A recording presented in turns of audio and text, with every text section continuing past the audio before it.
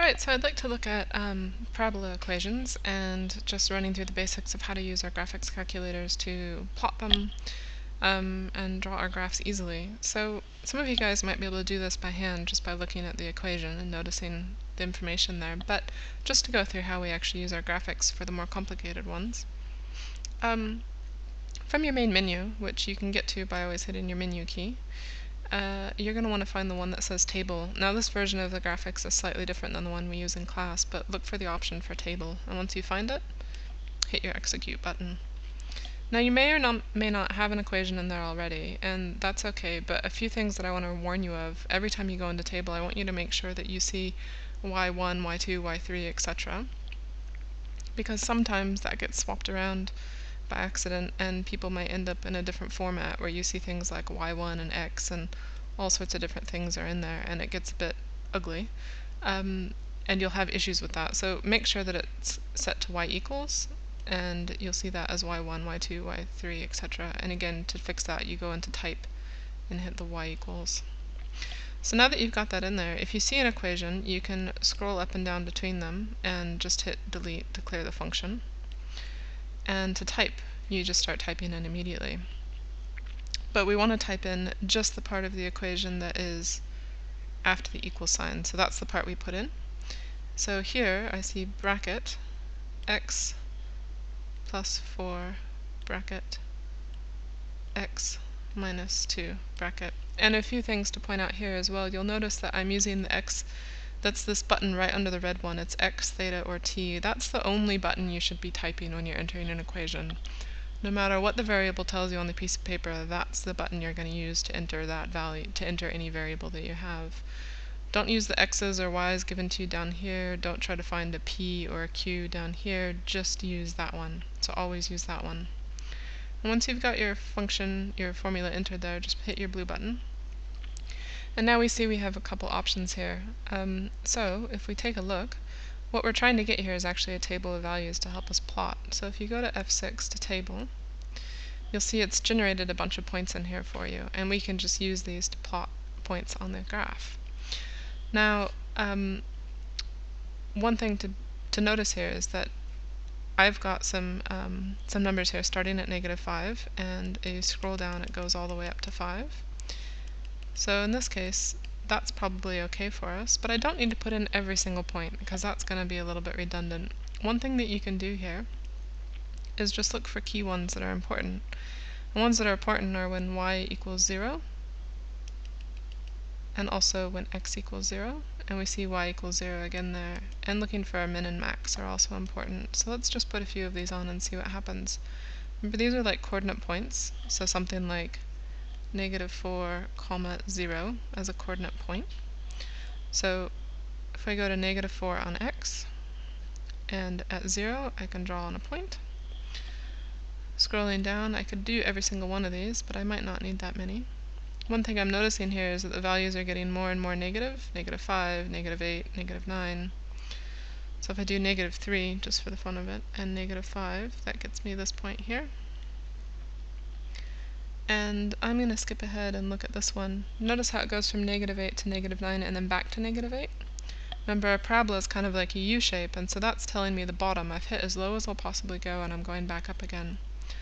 So at -2, I'll go down to -8, and at -1, I'll go down to -9, and then we should see it starts to come back up again. At x equals 0, y is going to be equal to -8. At x equals 1, y is equal to -5, and our other key point here, x equals 2, y would equal 0.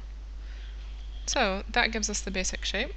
Now the hard part here is connecting the dots and making it look somewhat pretty.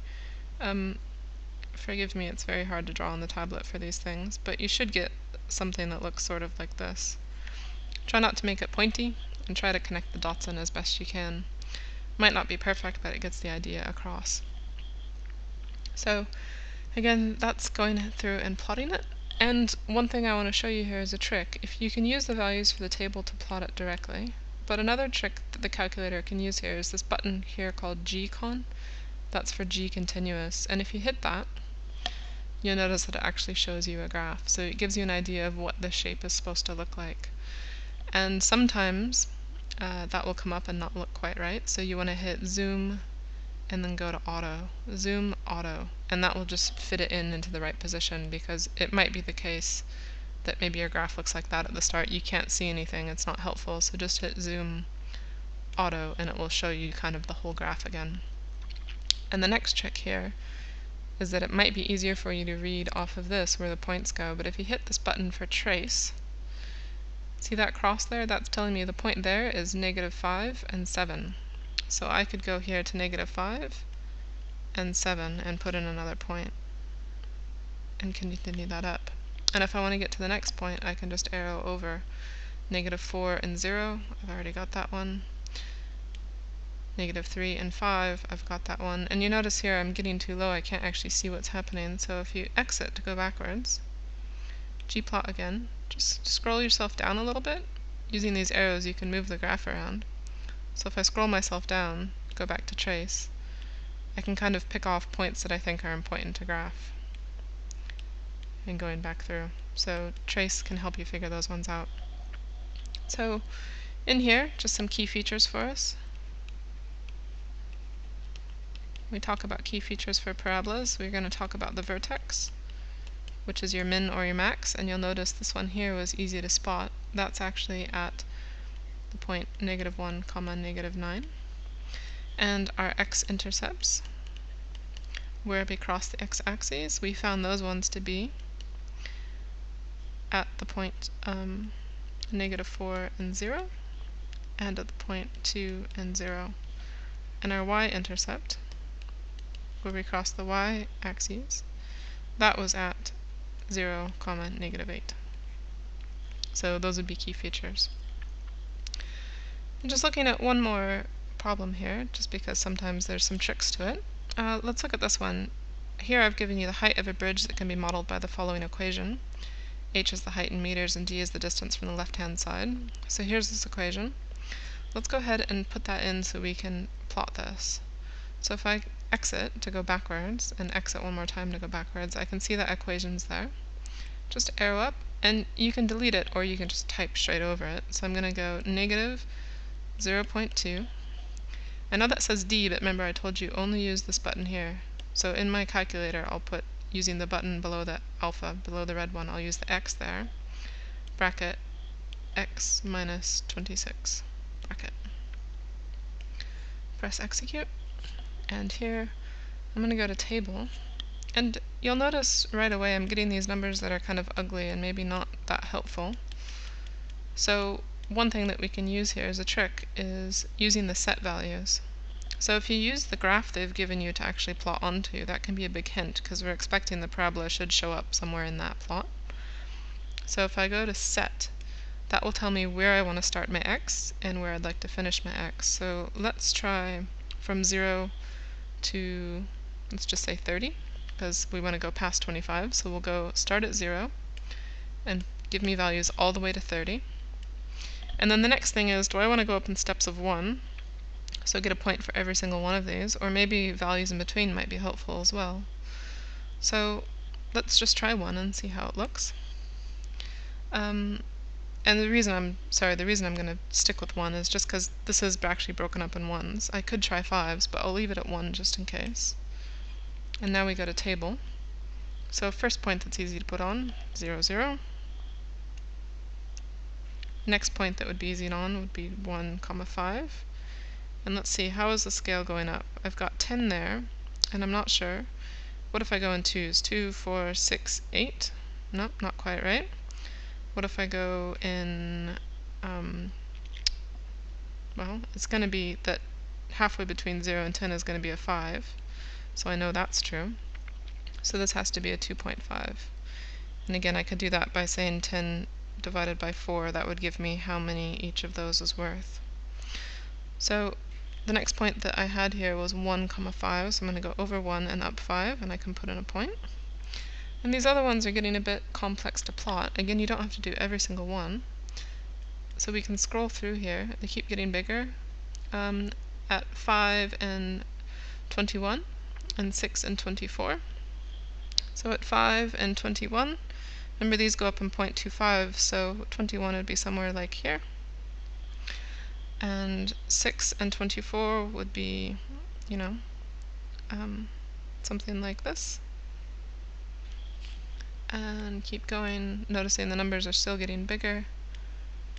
32, that looks like a big number. 33, 33.6, 33, and it's going back down again. So here we notice we've probably hit our peak, so let's try putting in 11 and 33. So going over to 11 and up to 33, well that should be 32.5, so 33 should be just above it.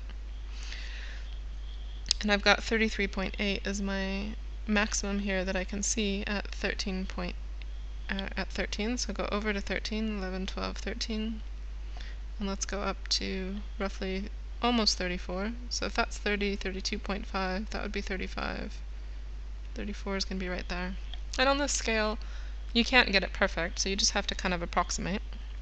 And going back down on the other side, how about 15 and 33? 15, 33 would be in here somewhere. You should see some symmetry, so expect that those would follow back through. 20 and 24, 20 and 24, that's 20, 22.5, 25, so 24 should be somewhere like this. And 25 and 5, and then we're back down to 0 at 26. And again, just to make sure that it looks proper, hit the G continuous button. Here I can't see it all, so try zoom auto, see what happens. Oh, there we go. It shifted it over and I can see the whole graph now. So that's about what I can tell with these points, so I'll just roughly